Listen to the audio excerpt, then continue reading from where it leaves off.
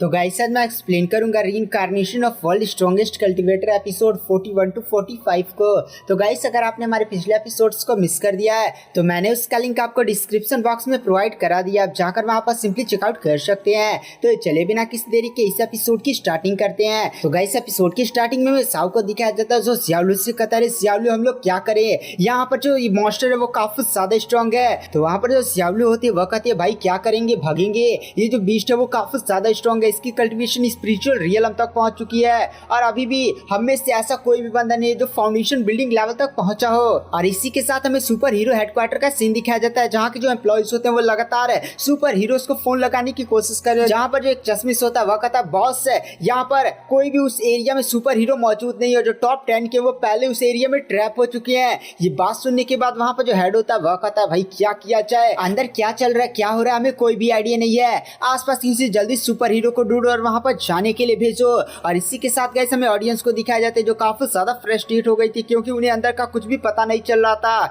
और फिर हमें उस एरिया को दिखाया जाता है जिसे मॉन्स्टर ने एकदम पूरी तरह से सील कर दिया था। वहां पर एक हैकर और एक सुपर हीरो आ चुका होता है। जहां पर जो हैकर होता है वह कहता है भाई रुक जा, कुछ देर के अंदर मैं इस चीज को हैक कर यहाँ पर रास्ता बना दूंगा।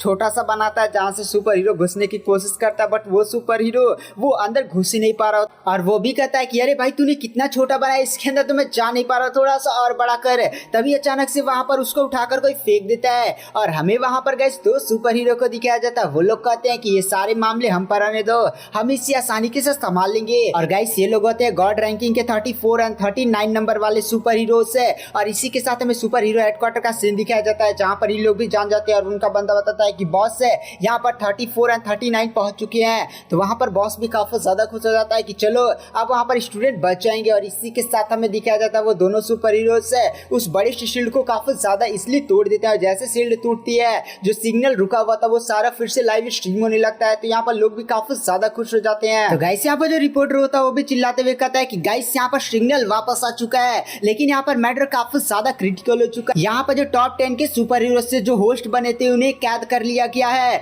और यहाँ पर जितनी भी अकेडमीज थे जैसे super hero academy, magic academy, साथ ही साथ निंजा अकेडमी, ये सारे लोग भी हार चुके हैं। केवल एक ही अकेडमी बची हुई है, वो अकेडमी है हमारी इमॉर्टल कल्टीवेशन अकेडमी, क्योंकि वो लोग सही समय रहते हुए छिप गए हैं। तो गाइस मैटर काफी ज्यादा सीरियस हो चुका है, आगे क्या होने वाला है सारी चीजें आपको यहाँ पर मेरे चैनल पर लाइव स्ट्रीम देखने को मिलने वाला। और इसी के साथ गाइस हमें डोमिनिक बिस्ट को दिखाया जाता है जो मैजिक अकेडमी की लीडर लड़की थी, उसका गला पकड़ा हुआ था और उसे दबाकर मारने वाला था। तो यहाँ पर जो साव होता है वह कहता है सीनियर हमें यहाँ पर हेल्प करने के लिए आगे बढ़ना चाहिए वरना वो बचेगी नहीं। और इसी के साथ हमें उस लड़की की कंडीशन को दिखाया जाता है जो काफी ज्यादा बेकार होती है। बट वहाँ पर जो लानबिन होता है वो अपनी स्वॉर्ड के साथ है सीधे उस डोमिनिक बिस्ट पर अटैक करता है, लेकिन डोमिनिक बिस्ट की स्किन काफी ज्यादा स्ट्रॉन्ग थी, उसकी स्वॉर्ड ही टूट जाती है। जो डोमिनिक बिस्ट होता है चलाकर लड़की फेंक कर मारता है जिसकी वजह से लानबिन और लड़की जाकर धड़ाम से दीवार हुआ तोड़कर गिरते हैं। और वहाँ पर हमें धुआं हटता हुआ दिखाया जाता है। वहाँ पर जो लड़की होती है वो सही सलामत होती है बट वहाँ पर जो लानबिन होता है उसका हाथ कुछ ज्यादा ही गलत होता है जिसकी वजह से लड़की काफी ज्यादा गुस्सा हो जाती है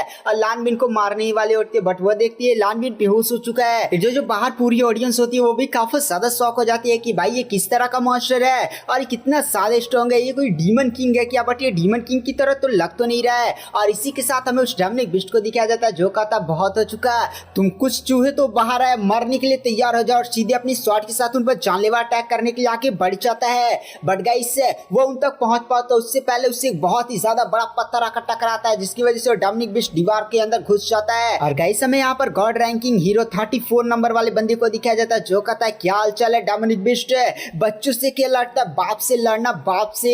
और इसी के साथ यहाँ पर जो जाओ होता है वो भी शौक में कहता है कि भाई यहाँ पर हमारे हीरो 34 और 39 पहुंच चुके हैं। यहाँ पर जो मेल हीरो होता है वह कहता है कि लड़की जाओ तुम यहाँ पर जितने भी घायल लोग हैं उनको संभालो, मैं जाकर इस डोमिनिक बिस्ट से निपटता हूँ। और इसी के साथ हमें इमॉर्टल कल्टीवेशन अकेडमी के बंदों को दिखाया जाता है जहाँ पर जो जाओ होता है वह कहता है यहाँ पर 2 हाई लेवल के सुपर हीरो आ चुके हैं तो इसलिए जितने भी लोग घायल हमें उनकी हेल्प करने के लिए आगे बढ़ना चाहिए। तो वहाँ पर सियावलू होती है वह कहती है नहीं मैम यहाँ पर लड़ेंगे। और इसी के साथ जो सियावलू होती है वो फॉर्मेशन को एक्टिवेट करने लगती है। तो यहाँ पर जो साहू होता है वह कहता है क्या तुम्हारी फॉर्मेशन सेटअप हो चुकी है। तो वहाँ पर सियावलू बताती है हाँ फॉर्मेशन फ्लैग्स मैंने पहले ही सेटअप करवा दिए थे, यहाँ पर तुम लोग इस फॉर्मेशन के एलिमेंट्स बन जाओ, मतलब तुम लोग जाकर सिटी के अंदर इधर उधर छिप जाओ, फॉर्मेशन को धीरे धीरे अपनी स्पिरिचुअल एनर्जी प्रोवाइड करते रहो। और मैं फॉर्मेशन की कोर हूँ, फॉर्मेशन की कोर होने की वजह से फॉर्मेशन की सारी पावर्स मेरे पास आएंगे और मेरी कल्टीवेशन टेम्परेरी बढ़कर फाउंडेशन बिल्डिंग के पीक लेवल तक पहुंच जाएंगी। जो सामने डैमनिक बीस्ट है वो स्पिरिचुअल रियलम का है, पर फिर भी मैं इसके साथ आसानी के साथ फाइट कर सकती हूँ। तो वहाँ पर जो यूनर होती है वह कहती है अपना ध्यान रखना सियावलू। और इसी के साथ गाइस हमें वहाँ पर बड़े से पत्थर की ब्लास्ट को दिखाया जाता है, जिसके अंदर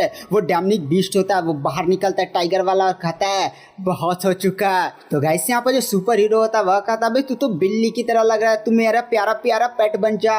इस बात को सुनने के बाद वो जो बीस्ट होता है वह कहता है क्या क्या तू मेरे को बिल्ली बोलेगा, तेरा पूरा खानदान बिल्ली। और अपने सामने अपनी स्वॉर्ड को लाता है और ब्लैक ऑरा स्लैश नामक एक टेक्निक को परफॉर्म करता है, अपनी स्वॉर्ड चलाकर मारता है। और यह अटैक इतना ज़्यादा पावरफुल होता है कि गाइस से हीरो का जब तक मतलब ऑरा और रिलीज होता है, जब हीरो को देखता है ना उसकी पूरी बॉडी के अंदर छेद हो चुका होता है। इस नज़ारे को देखकर वहाँ पर हीरो 39 भी काफ़ी ज़्यादा शॉक हो जाती है। और इसी के साथ वहाँ पर जो 34 मेल वाला हीरो होता है वह गिरता है, तो लड़की उसे बचाकर एक अलग से ही छत पर उतर। और इधर गाइस जितने भी छोटे मोटे डीमंस होते हैं वो चिल्ला कर कहते हैं कि बॉस कमाल कर दिया कमाल कर दिया। और इधर हमें सुपर हीरो हेडक्वार्टर का सीन दिखाया जाता है, जहां पर इन्हें भी न्यूज़ मिल जाती है कि भाई यहाँ पर 34 एंड 39 हार चुके हैं।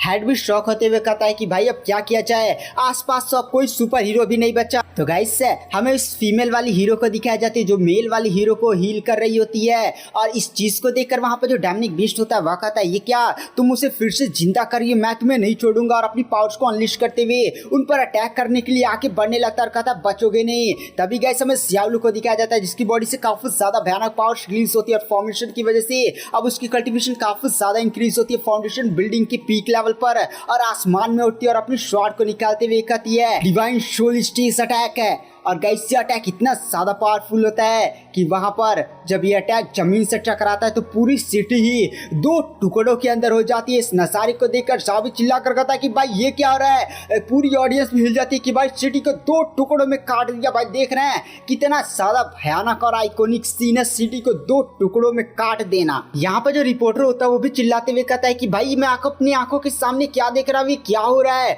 तो गाइस हमें यहाँ पर जो सियावलू होती है वो भी कहती है कि भाई ये तो काफी ज्यादा इंसेन है, मेरे को भी नहीं पता था कि फाउंडेशन बिल्डिंग की पावर इतनी ज्यादा भयानक है। और फिर गाइस हमें इस डैमनिक बीस्ट को दिखाया जाता है जो अभी भी सही सलामत होता है और कहता मानना पड़ेगा तुम्हारी कल्टीवेशन फाउंडेशन बिल्डिंग के पीक स्टेज तक पहुंच चुकी है, पर फिर भी तुम अभी मेरी कल्टीवेशन जितना नहीं पहुंची हो। मैं स्पिरिट रियलम पर हूँ और स्पिरिट रियलम और फाउंडेशन बिल्डिंग के बीच में केवल एक ही लेवल का गैप है, पर फिर भी ये दोनों के लेवल के पावर्स के बीच में जमीन आसमान का अंतर है, तुम मेरे हाथों से बचोगे नहीं। तो यहाँ पर जो सियावलू होती है वह कहते भाई धमका मत आओ, लड़ लिया जाए। और इसी के साथ गए तो हमें सीन शिफ्ट किया जाता है और हमें 2 सुपर हीरो को दिखाया जाता है जो उसी अम्यूजमेंट पार्क में पहुंचते और कहते भाई अम्यूजमेंट पार्क एकदम खंडर बन चुका है, यहाँ पर कुछ मिल ही नहीं रहा है। बट हमें यहाँ पर काफी ज्यादा कुछ अजीब से शॉक वेव्स देखने को मिली थी और वो लोग थोड़ा सा आगे होके बढ़ते हैं, तुमने वहां पर एक काफी ज्यादा बड़ा गड्ढा दिखाई देता है। तो वो लोग भी शौक में कहते इतना बड़ा गड्ढा, चलो इसके अंदर देखते हैं कुछ तो है। भाई यहाँ पर इतना बड़ा गड्ढा कैसे हुआ,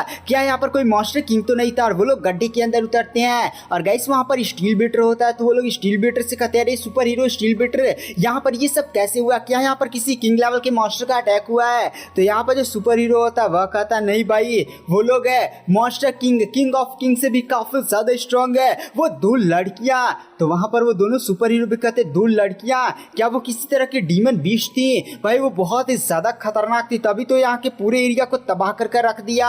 हमें जल्दी से जल्दी ये सारी चीजें अलायंस को बताना होगा। और वो लोग वहां से चले जाते हैं। फिर गैस हमें इन दोनों लड़की वाले डीमन को दिखाया जाता है, वो लोग छोटे को डीमन से पूछती हैं ये तुम लोग के न्यूज में इस तरह का कपड़ा कौन पहना है, क्या तुम इस सुपर हीरो को जानते हो। तो डीमन भी हमारे मेन कैरेक्टर को नहीं जानते थे, इसीलिए वो कहते नहीं भाई हमने तो इसके बारे में कभी नहीं सुना, ये शायद कोई फैंटेसी वाला हीरो होगा।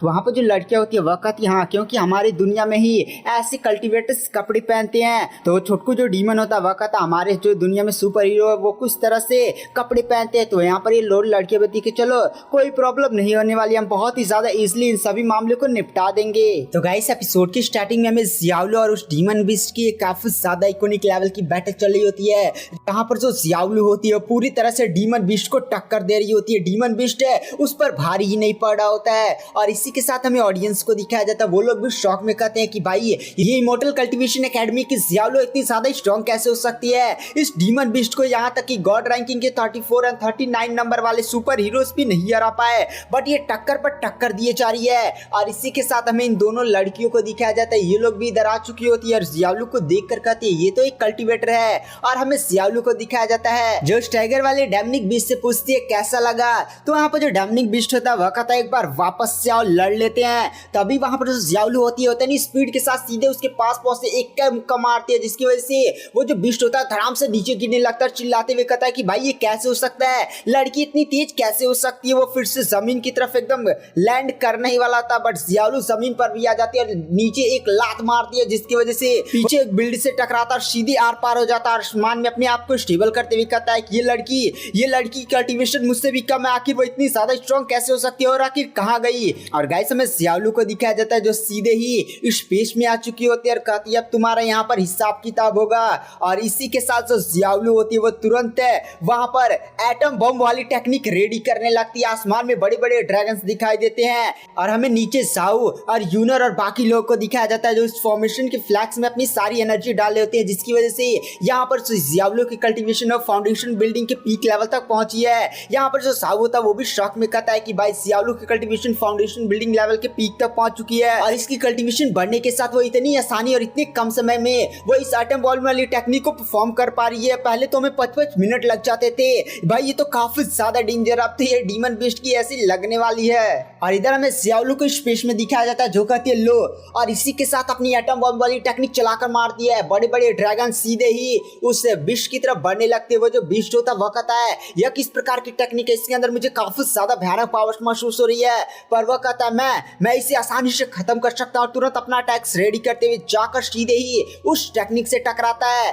बट गाइस वो टेक्निक काफी ज्यादा स्ट्रॉन्ग थी, जिसकी वजह से ये जो डैमनिक बिस्ट होता है धड़ाम से आकर नीचे गिरता है। पूरे सिटी में काफी ज्यादा बड़ा धमाका दिखाया जाता है। इस धमाके को देखकर हमारे बंदे भी काफी ज्यादा शॉक हो जाते हैं। और इधर हमें इन दोनों फीमेल डीमंस को दिखाया जाता है, वो लोग भी शॉक में कहते हैं ये तो कल्टीवेटर्स हैं, ऊपर से ये इतनी ज्यादा मिस्टीरियस टेक्निक कैसे परफॉर्म कर रहा है। फिर वो छोटकू मोटकू डीमन की तरफ देख कर कहते हैं कि भाई तुमने बोला था इस दुनिया में कल्टीवेटर्स नहीं, इस दुनिया में केवल सुपर हीरोज हैं, ये लोग कौन है। तो ये डीमंस भी कहते भाई हम पिछली बार आए थे तो ऐसा कुछ नहीं था, मेरे को इस बारे में कोई भी आइडिया, प्लीज मैम मुझे माफ कर दीजिए।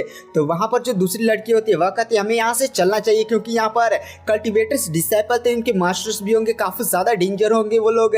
तभी दूसरी लड़कियों से रोकती है और कहती है हमें यहाँ पर डरने की कोई जरूरत नहीं है, क्योंकि यहाँ पर ये जो सारे डिसाइपल्स है वो क्यूआई रिफाइनमेंट और ये जो लड़की दिख रही है वो फॉर्मेशन की मदद से अपनी पावर्स को फाउंडेशन बिल्डिंग के पीक लेवल तक ले जा चुकी, यानी इसका जो मास्टर होगा वो भी ज्यादा स्ट्रॉन्ग नहीं होगा। गाइस इसमें पहली लड़की का नाम होता है निंग और दूसरी लड़की का नाम होता है नांग।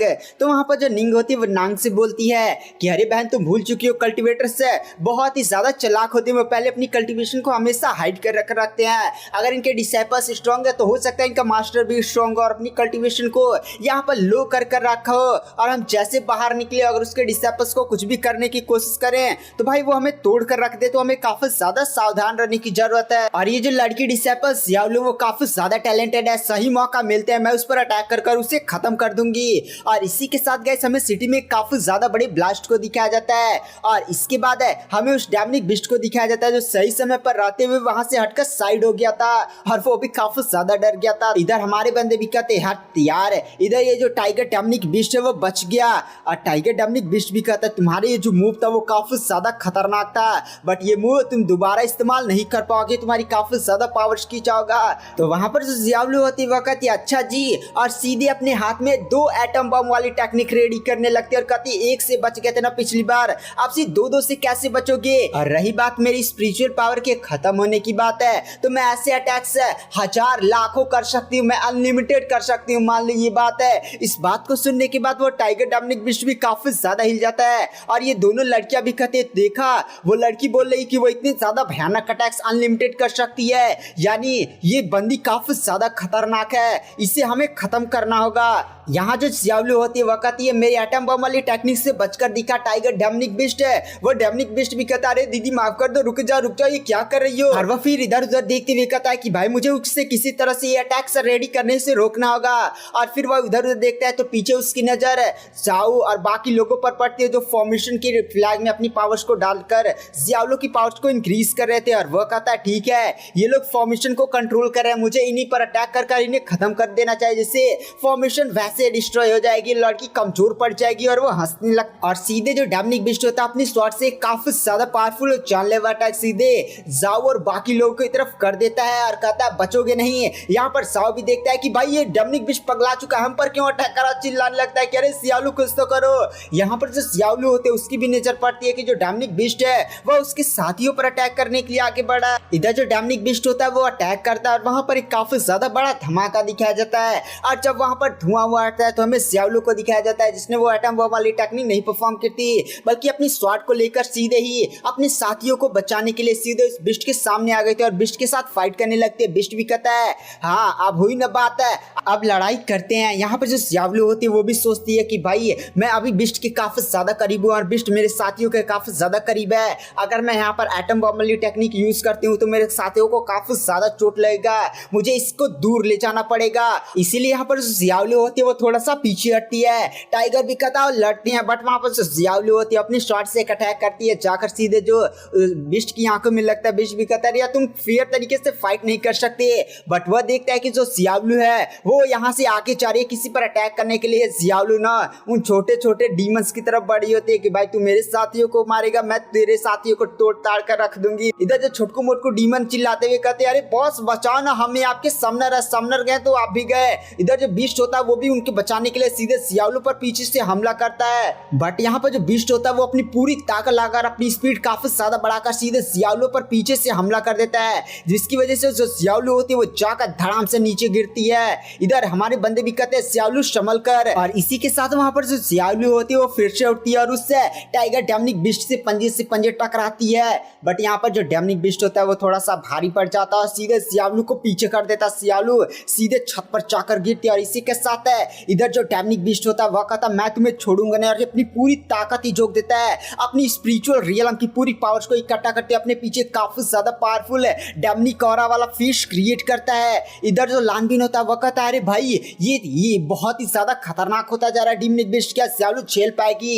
इधर हमें सियालू को दिखाया जाता है जो कहती है बहुत हो चुका, अब मैं भी अपनी सीक्रेट फॉर्मेशन का यूज करने वाली हूँ और इसी के साथ है कोलेसियल स्पिरिट फॉर्मेशन जो हमारे मेन कैरेक्टर ने एक बार यूज किया था वही वाला सेम यूज करती है और आसमान में जितने भी फॉर्मेशन फ्लैग्स होते हैं बड़ी से सलकर का निर्माण करते हैं। और गाइस वहां से एक बंदा समन होता है, ये बंदा कोई और नहीं गाइस बल्कि स्वॉर्ड किंग इमोर्टल होता है जिसको हमारे मेन कैरेक्टर ने पिछले एपिसोड्स में समन किया था।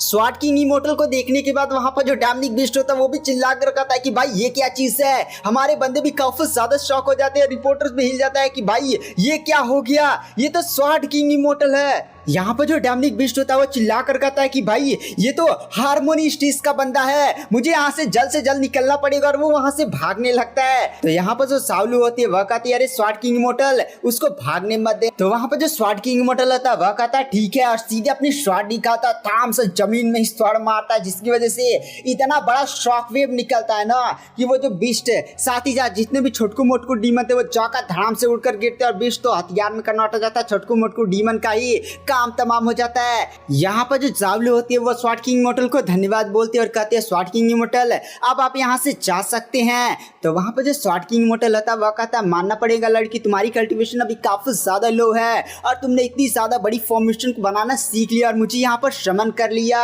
तुम सच में काफी ज्यादा टैलेंटेड हो, बट मैं अभी यहाँ से नहीं जा सकता, तुम्हारी जान अभी इस समय खतरे में है। तो वहां पर जो सियावली होती है वो भी शौक में कहते हैं क्या मेरी जान अभी खतरे में है, अब कौन सा खतरा है। तो वहां पर जो स्वॉर्ड किंग इमोर्टल होता है वह बताता है कि नॉर्थ साइड में मुझे 2 फीमेल कल्टीवेटर्स ये भी डीमंस ही हैं, उनकी बॉडी से काफी ज्यादा भयानक किलिंग इंटेंट महसूस हो रहा है। और गाइस ये कोई और नहीं बल्कि वो दोनों डीमंस फीमेल वाली निंग और नांग होती हैं जो अपनी बॉडी से काफी ज्यादा भयानक है, खतरनाक है, किलिंग इंटेंट रिलीज कर रही होती है जिसे हमारे स्वॉर्ड किंग इमोर्टल ने महसूस कर लिया होता है। तो यहाँ पर जो सियावली होती है वह कहती है आप इसके साथ इजिली निपट लेंगे ना।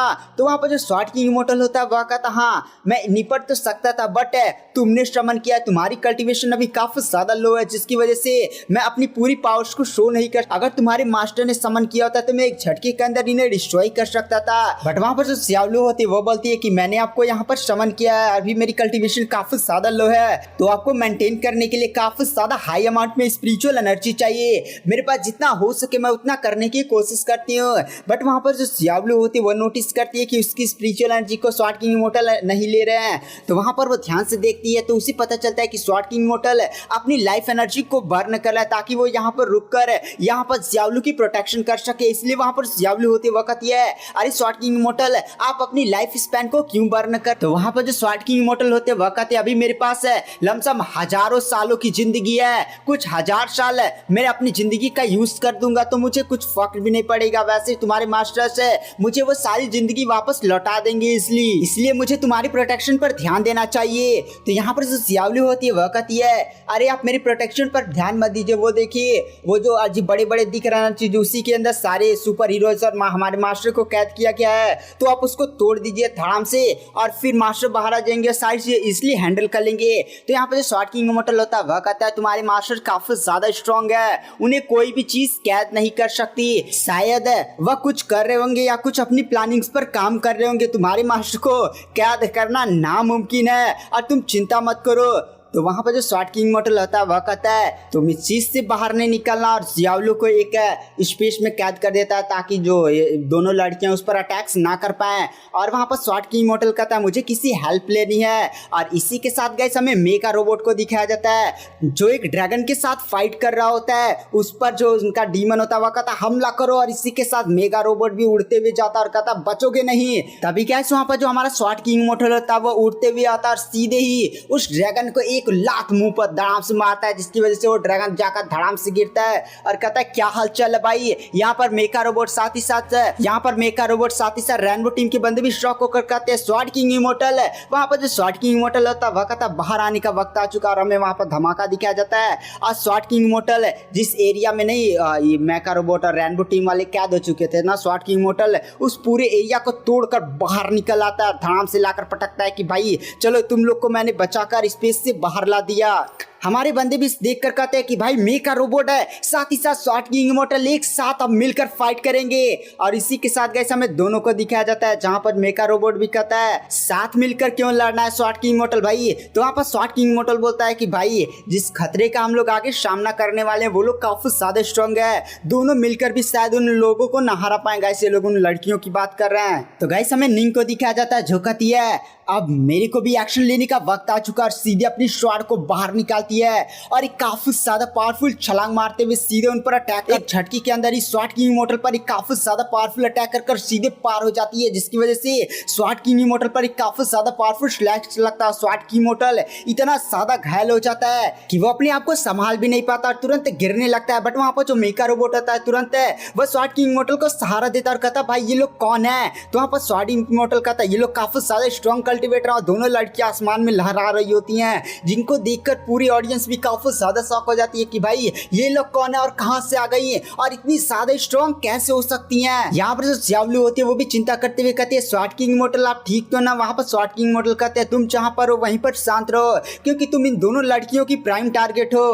तभी गाइस इधर जो दूसरी निंग लड़की होती है वो सीधे ही अटैक करने के लिए आगे बढ़ जाती है। तो गाइस यहाँ पर जो मेका रोबोट होता है वो भी लड़ने के लिए आगे बढ़ता है, बट यहाँ पर जो दूसरी लड़की नांग होती है वो तुरंत अपनी हल्की सी पावर्स का यूज करते हुए काफी ज्यादा पावरफुल प्रेशर सीधे ही मेका रोबोट पर डाल, जिसकी वजह से यहाँ पर मेका रोबोट एक झटके के अंदर काफी ज्यादा घायल हो जाता है, धड़ाम से नीचे भी गिरा होता है और मेका रोबोट सही से वर्क भी अब नहीं कर रहा होता है, जिसको देखकर पूरी ऑडियंस एकदम हिल जाती है कि भाई अब क्या होगा अब क्या होगा, यहाँ पर ये लोग इतनी ज्यादा स्ट्रॉन्ग कैसे हो सकती हैं। तभी गैस यहाँ पर जो दूसरी लड़की निंग होती है वो फिर से अटैक करने के लिए आके बढ़ने लगती है, बट अचानक से डायमेंशन ब्रेक होता है और वहां से काफी ज्यादा भयानक लाइट्स आती है और वहां से गाइस से हमारे माचो मैन की एंट्री होती है। माचो मैन के आते ही वहां पर एक काफी ज्यादा पावरफुल लाइट को रिलीज करता है जो सीधे जाकर हमारे मेका रोबोट पर पड़ता है, जिसकी वजह से मेका रोबोट भी हिल होने लगता है। और इधर जितने भी पूरे इंसान लोग ये सारी चीजें मैच पर लाइव देख रहे थे वो भी काफी ज्यादा खुश हो जाते हैं कि भाई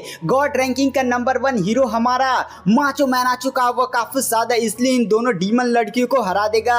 एक डीमन लड़की निंग भी पूछती है कि भाई तू कौन है। तो वहां पर जो माचो मैन होता है वह कहता मैं जानता हूँ तुम मेरे को हल्के में ले रही हो, बट मेरे सामने किंग ऑफ किंग लेवल के मॉन्स्टर भी कुछ भी नहीं है। और इसी के साथ वो अपना हाथ आगे बढ़ाता और वहां से काफी ज्यादा पावरफुल बीम शूट करता है, जिसको सीधे वो लड़की डॉच करती है और आसमान में बीम सीधे धरती के बाहर जाती है। बट इस बीम ने इधर निंग के चेहरे पर भी निशान डाल दिए थे। यहाँ पर जो माचो मैन होता है वह कहता कैसा लगा तुम मेरे को हल्के में ले रही थी ना।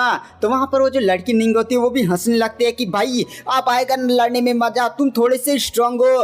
वहाँ पर जो दूसरी लड़की नांग होती है वह कहती है हाँ इस बंदे के पास थोड़ी सी तो पावर है, चलो अब देख लेते हैं कि कौन कितना ज्यादा खतरनाक है। और गाइस वहाँ पर जो हमारा माचो मैन होता है वो सीधे काफी ज्यादा स्पीड के साथ सीधे ही उस निंग लड़की के पास पहुंचता है और पेट पर एक मुक्का धर देता है, जिसकी वजह से जो निंग होती है वो गुलैया उलैया खाते हुए पीछे जाती है और सीधे माचो मैन उसके पीछे आ जाता है और कहता है तुम मेरे को हल्के में ले रही थी ना।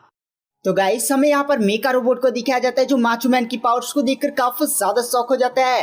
तो यहाँ पर जो स्वाट किंग मॉडल होता है वह कहता है मानना पड़ेगा यहाँ पर जो माचो मैन है उसके पास है हारमोनी रियलम की पावर है। तो यहाँ पर जो मेका रोबोट होता है वह कहता है हारमोनी रियलम, ये कौन सा रियलम है। तो वहाँ पर जो हमारा स्वाट किंग मॉडल होता है वो बताता है कि यहाँ पर जो सामने दो डीमंस लड़कियां दिख रही हैं उनकी कल्टिवेशन हारमोनिक रियलम के पीक पर है। हारमोनिक रियलम के ऊपर आता आपका सेलेस्टियल रियलम है, उसके बाद आता आपका इमोर्टल रियलम है। हारमोनी रियलम का पीक है, काफी ज्यादा एडवांस लेवल की पावर है। और यहाँ जो माचो मैन है वो बिना किसी कल्टीवेशन किए भी इस रियलम की पावर्स को रखता है। और इसी के साथ गैस हमें माचो मैन को दिखाया जाता है जो निंग उस डीमन वाली लड़की के साथ फाइट कर रहा है और दोनों के बीच में एक काफी ज्यादा इकोनिक लेवल की बैटल हो रही थी। यहाँ पर जो निंग होती है वह कहती है बहुत हो चुका, अब तुम मेरी असली पावर्स को दिखोगे। माचो मैन कहता असली पावर अभी तुम मेरे हाथों पीट रही थी ना।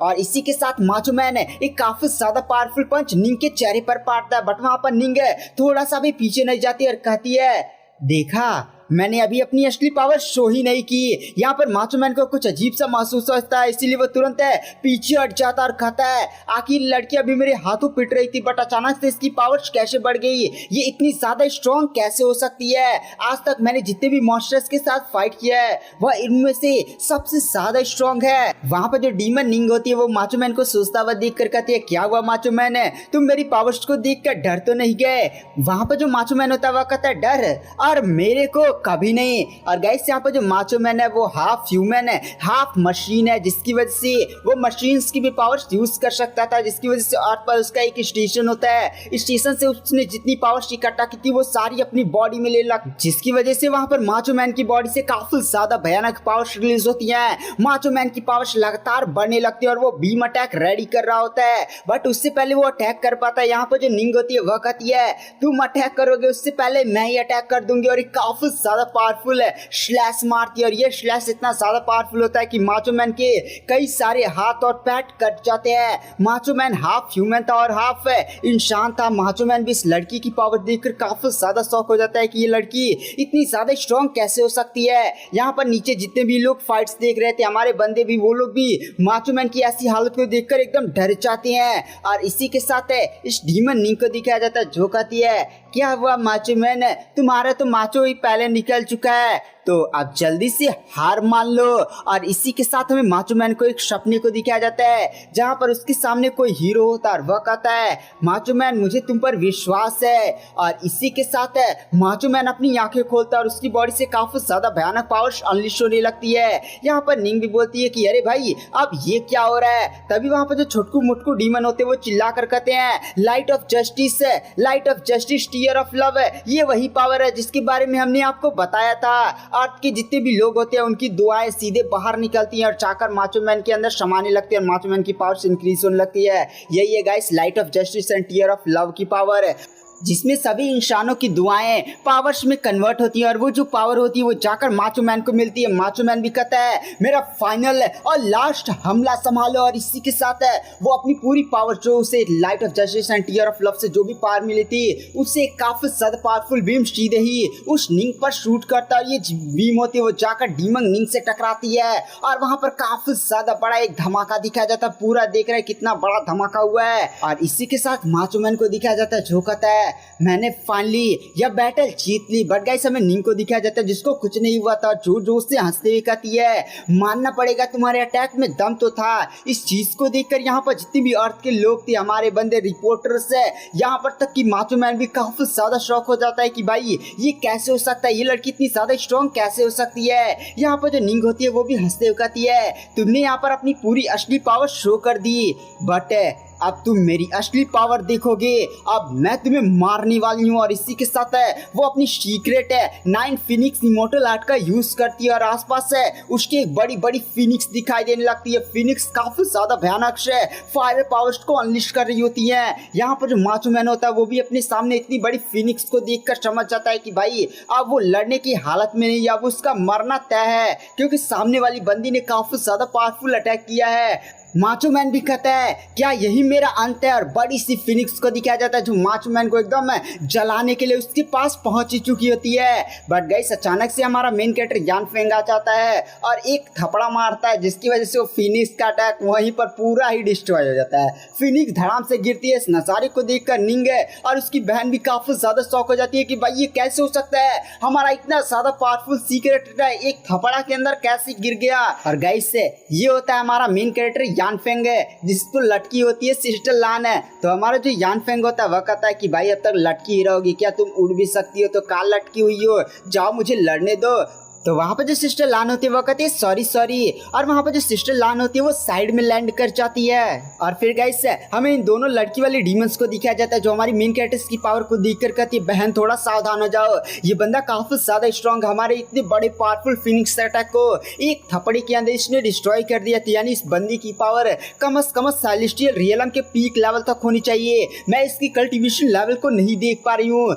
उसकी दूसरी सिस्टर भी कहती है अरे क्या हुआ, ये सेलेस्टियल रियलम के पीक की पावर रखता है, हम भी हार्मोनी रियलम के पीक पर हैं, बस एक लेवल का डिफरेंस है। तो उसकी बहन भी समझाती है एक लेवल का डिफरेंस कल्टीवेशन में काफी ज्यादा भयानक होता है। हमारा जो यान फेंग होता है वह कहता है चुपचाप यहाँ पर बकवास करना बंद करो, अगर तुम लोग अपनी जान बचाना चाहते हो तो चुपचाप मेरे को हेवनली रियलम का रास्ता बता दो। और गाइस हेवनली रियलम यही है जहाँ से हमारा मेन कैरेक्टर यान फेंग आया है। तो ये दोनों लड़कियां भी सावधान हो जाती है और कहती है हेवनली रियलम हम तुम्हें कुछ भी नहीं बताने वाले हैं, चाहे तुम हमारे साथ कुछ भी कर लो। आपको समझते क्या हो, तुम्हारी कल्टीवेशन केवल सेलेस्टियल रियलम के पीक पर है, हम भी हार्मोनिक रियलम के पीक पर। अगर हम दोनों एक दूसरे के साथ मिलकर तुमसे फाइट करते हैं तो तुम हमें नहीं हरा पाओगे। तो वहाँ पर जो यान फेंग होता है वो कहता है ओहो देखो यहाँ पर छोटी छोटी बच्चियां कैसे बकर बकर बोल रही हैं, चुपचाप से मेरे को हेवनली रियलम का रास्ता बता दो। इस बात को सुनने के बाद वहाँ पर दोनों लड़कियों में से एक बहन जिसका नाम होती है नांग हो तो गुस्सा हो जाती है कि भाई मैं इसको छोड़ने वाली नहीं हूँ। उसकी दूसरी बहन उसके शांत करवाती है और कहती दिमाग से, और फिर हमारे मेन कैरेक्टर से बोलती है अरे पीछे देखो सल्लू भाई की शादी हो रही है। इस बात को सुनने के बाद वहाँ पर जो यान फेंग होता है वह कहता है कहाँ कहाँ, और वो पीछे देखता है और इसी मौके का फायदा उठाते हुए वो जो दो डीमन लड़कियां होती है वो वहाँ से भागने की कोशिश करती है। हमारा मेन कैरेक्टर सेंस कर लेता है कि भाई यहाँ पर मुझे धोखा देकर भागने की कोशिश हो रही है। वहाँ पर जो यान फेंग होता है वह बोलता है गोल्डन प्रिजन केस है, और अचानक से पूरे एरिया में एक बड़ी सी फॉर्मेशन लग जाती है। और फॉर्मेशन लगते ही वो जो डीमन लड़कियां जो बचकर वहां से भागने की कोशिश कर रही होती है वो शील हो जाती है। इस नजारे को देखकर वो लोग भी काफी ज्यादा शॉक हो जाती है कि भाई एक झटके के अंदर कोई इतनी बड़ी फॉर्मेशन कैसे सेटअप कर सकता है, ये बंदा मॉन्स्टर है मॉन्स्टर। वहां पर जो यान फेंग होता है वह कहता बहुत हो चुका, देखो यार मैं तुम लोग को ज्यादा पीटना पाटना नहीं चाहता, बट अगर तुम मुझे हेवनली रियलम का रास्ता नहीं बताते हो तो मुझे तुम पर सोल सर्च का इस्तेमाल करना पड़ेगा। और गाइस सोल सर्च में जो यान फेंग है वह उनके दिमाग के घुस के अंदर जबरदस्ती सारी यादों को निकाले जाए जिसमें इन लोगों को काफी ज्यादा पेन होने वाला है।